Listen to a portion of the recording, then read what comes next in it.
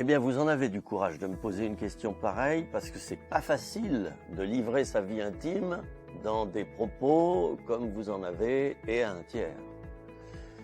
Votre courage me montre votre détermination à vous sortir de la pornodépendance et ça, c'est bien. Permettez-moi de vous dire que je vois un élément positif dans votre histoire personnelle. Votre pornodépendance, en effet, elle est récente, donc vous aurez plus de facilité à la traiter. J'aide personnellement des jeunes qui sont pornodépendants, écoutez bien, depuis 5, 10, 15 ans, mais oui, et ce n'est pas rare.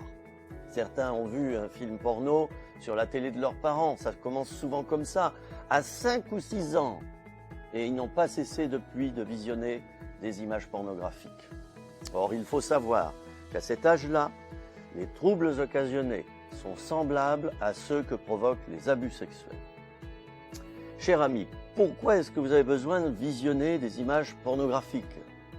Est-ce que parce que vous êtes déçu de votre compagne et de vos relations intimes, si vous en avez?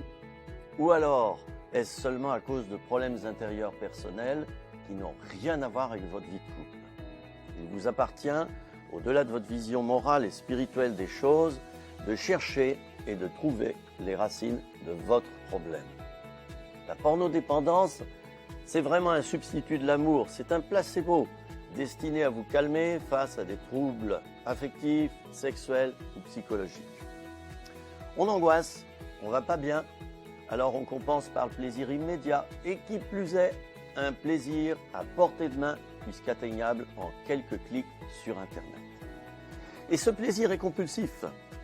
C'est plus fort que moi, me disait un ami le mois dernier. Posez-vous ces questions, je vous le demande. Que m'arrive-t-il avant de visionner ces images pornographiques, avant d'aller sur l'ordinateur? Pendant que je le fais, que se passe-t-il? Et après l'avoir fait, notez sur une feuille des mots-clés relatifs à ce qui se passe durant ces 3 périodes. Et puis essayez de trouver le pourquoi de ces choses. Est-ce que vous êtes un être complexé et timide? Est-ce que vous manquez d'assurance dans votre vie de tous les jours? Est-ce que vous vous sentez rejeté, mal aimé? Vous avez peut-être une faible estime de vous-même, une confiance en vous très pauvre. Autant d'éléments qui pourraient vous précipiter vers une piqûre immédiate de plaisir sexuel pour ressentir un shoot mental très fort et calmer votre angoisse. Êtes-vous un rêveur, un idéaliste, un perfectionniste qui a besoin de calmer ses déceptions de la vie ici-bas en entrant dans des fantasmes de toutes sortes, dont ceux relatifs à une sexualité débridée, voire perverse?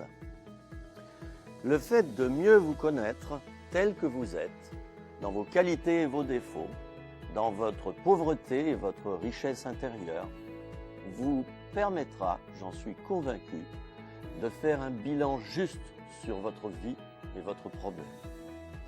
Moi, je le dis à tous les pornos dépendants, reconnaissez votre fragilité. Supprimez le cas échéant la connexion Internet de votre domicile. Et au bureau, tournez l'écran de votre ordinateur face à la porte d'entrée. Si nécessaire, et je le recommande, choisissez un confident, un référent dans votre entourage à qui vous rendrez volontairement des comptes chaque fin de semaine et qui vous aidera bien sûr à vous en sortir sans vous juger, vous culpabiliser et sans exercer de pression, c'est pas son rôle.